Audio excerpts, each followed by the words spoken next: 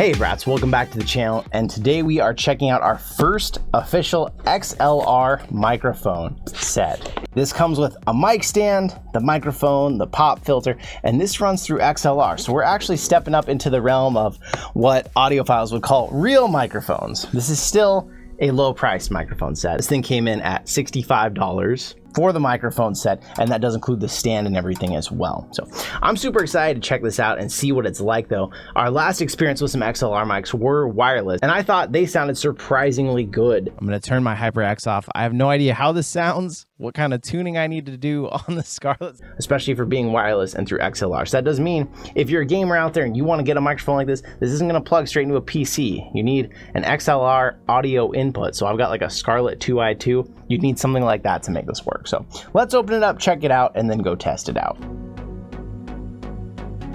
Oh, funny, it does come with the traditional foam pop filter. We won't be using that since we have one of these. And hey, I saw that in the picture. It might be hard to see here. There's actually a little bit of branding. I saw it in the picture, but I was worried that wasn't gonna be a real thing. So that's kind of fun that they put that on there. So that is cool. You got the user manual. Don't think we'll be needing that. And thank you for shopping with us. Share a review, blah, blah, blah. The usual stuff there. A little fun way to put it though. Lift that up. Inside we have got the shock mount. Moves around decently nicely in there. And so what's interesting about this one, it's more of like a universal design so that it could fit other microphones potentially. We've got a pretty standard desk mount for it. A lot like the other ones we've checked out and reviewed before. We've got the desk mount. Gets to a pretty thin profile, but I've had a few problems because I use a glass top desk with some of these not getting tight enough. This one looks like it will. So it gets small enough. It's a pretty hardcore one. It does have one of these, which I have mixed feelings about. A tightener basically that would tighten down this.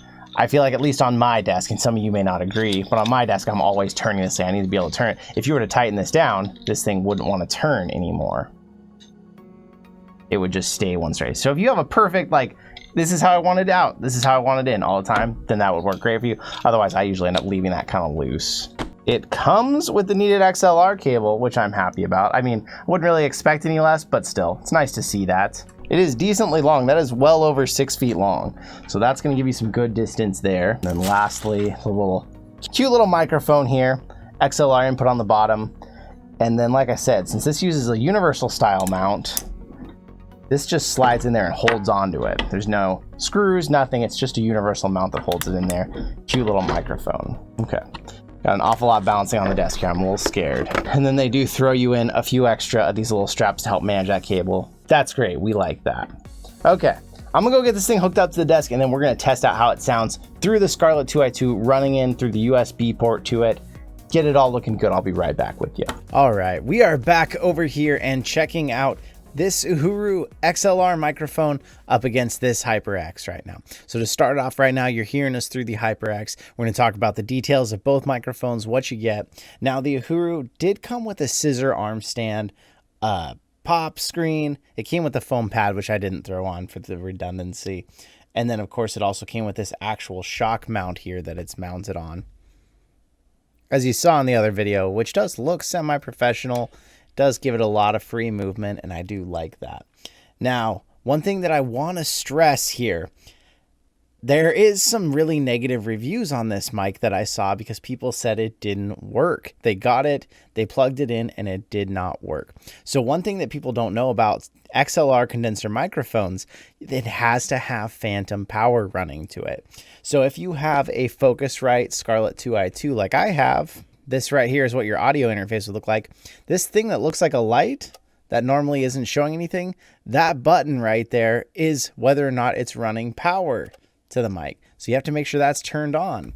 I'm not gonna lie, I for a while thought my mic wasn't working because I hadn't hit that button. So I'm still new to the XLR world. I'm still learning, but it is something to be aware of for everyone out there because you might get this thing and think it doesn't work. So it's showing it's already sold out on Amazon, but it did cost $64. So that was the mic, all its accessories, the arm, everything. That is a considerable amount less than the HyperX over here, which would cost $140 without a scissor arm like this. The scissor arm that's included here, it's a pretty standard one. It's one that you could buy separately on its own, probably for about 20 bucks on Amazon. It's not nearly as strong or as sturdy as the one I am using over here with the HyperX. That's a Tonor brand one that was sent specifically to me. But one thing that changes the game here, this is an XLR microphone, so you're not going to be able to just plug and play this straight into your PC. You would at the very least have to try to get an XLR to USB converter that might not work at all, or you'd have to have an audio interface like I have here. Now these Scarlett 2i2s like the one I have would go for I think $170 new. I got mine used luckily for about $70. So that with the price of this, still a little less than the HyperX, but I went used. So something to consider. All right, so this whole time we've been talking on the HyperX. Let's switch it over and talk on the XLR microphone. Now, this is going through a 2i2 Scarlett, as I've already said. That means it's only getting audio one direction. This isn't directional audio, so it is coming in through one way, and that will be then doubled in post over to the left and right channels so that you'll hear it all around you in both ears, but it's not going to be true omnidirectional sound here. It's just one source. It's made purposely that way to pick up less background sound. So the microphone has the one condenser that's facing forward that I'm speaking directly into. And then if there was sound coming from this direction, it shouldn't be picking that up as easily. So even in, I think there's a illustration here. So it shows you the cardioid polar pattern, meaning you have the microphone and the front and the area around it. And that's exactly what this is coming from. And they do include here on there, does not include the 48 volt phantom power. So these do need the phantom power. And a lot of those reviews probably were that, as I was thinking for a second that it wasn't working. Now, the sound you're picking up through XLR, at least what I'm hearing right now, you might be like, wow, that sounds just as good as the HyperX. Well, a lot of audio buffs will tell you XLR is the only way to go for a microphone. A USB is never going to convert the audio as well. It's never going to sound the same. So even though this is a relatively very cheap microphone, because yeah, it was $64, but you also got the stand, the shock mount, the pop filter, the XLR cable that's 6 feet long.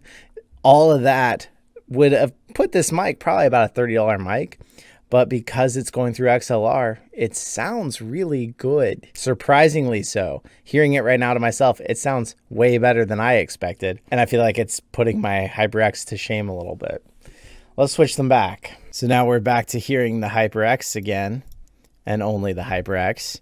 There is still a bit of depth to sound with the HyperX that I really like, but I feel like hearing them side by side, the sound is comparable and barely noticeable. The few features that the HyperX, of course, has that this doesn't. I have a gain input directly on the HyperX so I can adjust the volume. I've got the cardioid pattern, so if I did want to be picking up omnidirectional sound rather than just this forward on sound, I could change that. It, of course, has the light. It looks like a gamer's mic. It is fun, but you don't get this arm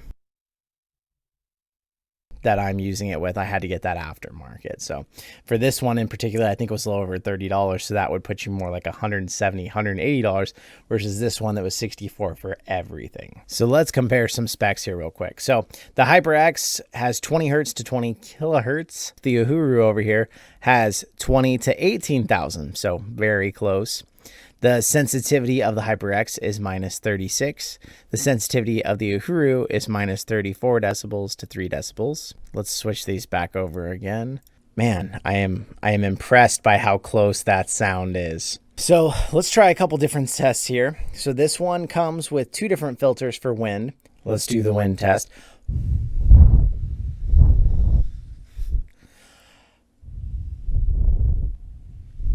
With the stock pop filter screens these come with, the one that's internal here, the one that's external here, even just with this one, you're picking up a lot less wind noise than you're picking up with the HyperX. That's why again and again, people tell you with the HyperX, you really need an aftermarket one. You can use it without, but really if you want a good windscreen on there, you need to put one on it. Even if I took this one away,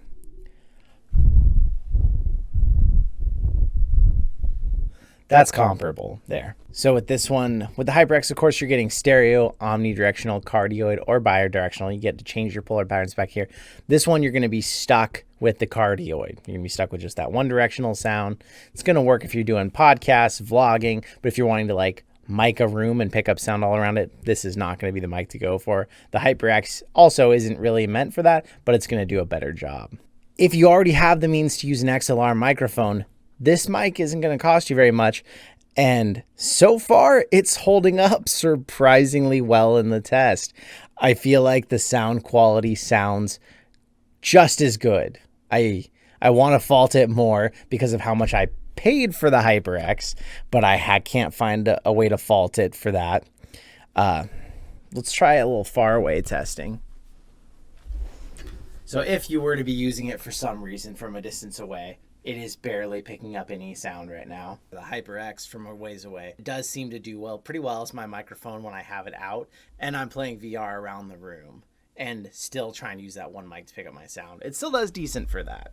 Let's test some loud sound. So if we're talking really loudly and someone is kind of blowing out your mic by being too loud, we'll see how those sound in comparison. That's gonna be really awful for you. What else?